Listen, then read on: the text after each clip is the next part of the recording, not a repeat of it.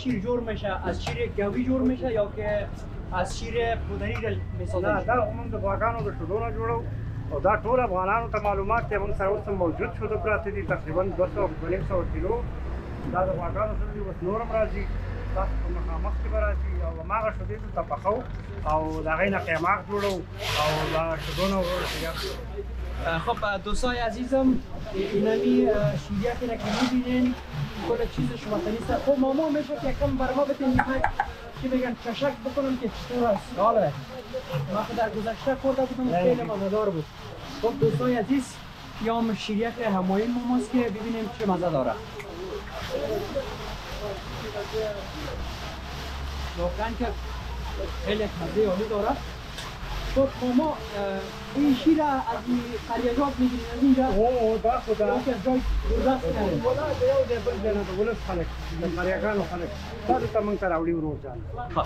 ماما این را بگوین روزی چقدر شیر اینجا و مواد شما استفاده میکنین؟ زه خو دلته خامې شدې خو دا اوس وخت کې د ورځې 400 کیلو شو دا خلک هغه به موږ پخو د هغې نه تقریبا 100 کیلو 80 کیلو پیروی وځي او هغې نه بیا پاتې یو 100 کیلو دا اور کمی خوري یو 100 کیلو شده موږ ته شیریخ دپاره پاتې کېږي. خب اما این ما یک چیز دیگر هم برای ما بگوین که بیشترین مشتری های شما از کدام ولایت است؟ از کابل یا که دیگه ولایت ها؟ زمونږ خو که زه تا ته ویم ټولو خلکو ته پته ده دا اوس همدازه نن که تاسو پوښتنه وکړئ په افغانستان کې نو د مختلفو ولایتونو خلک پکې ناست دي د کابل کندهار هلمند مرکز شرق غرب شمال او جنوب د دې نه خلک موږ ته راځي. 34 ولایت افغانستان. او 34 ولایت افغانستان. خب تشکر میکنیم از شما عادی صاحب. خب دوستای عزیز از این دور بر و از شیریخ نماهای با هم می داشته باشیم. نماها رو میبینیم، تصویرها رو میبینیم.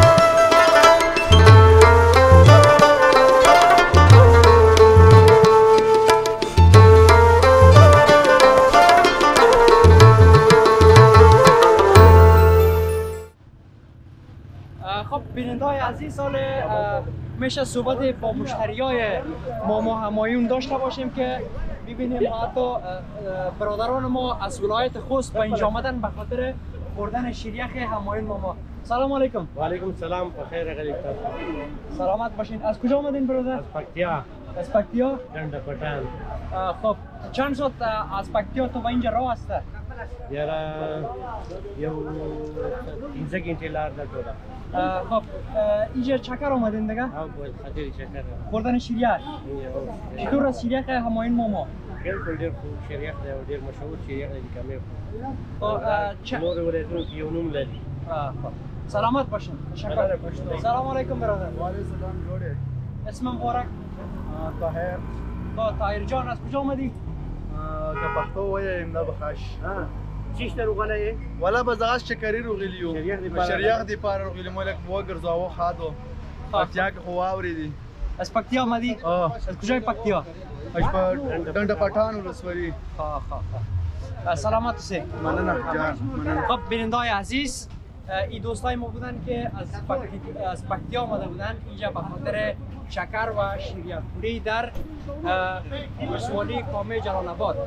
خب دوستای عزیز تشکر میکنیم از شما که تا اینجا با ما بودین و ما را همراهی کردین. دوستای عزیز از شما خواهش میکنم که چینل گلتود را سابسکرایب کنین، لایک کنین و برنامه‌های ما را با دوستانتان هم شیر کنین. تا برنامه آینده که در خدمت شما ما قرار میگیرم، شما را به خداوند یکتا و به همتا میسپارم. السلام علیکم و رحمت الله.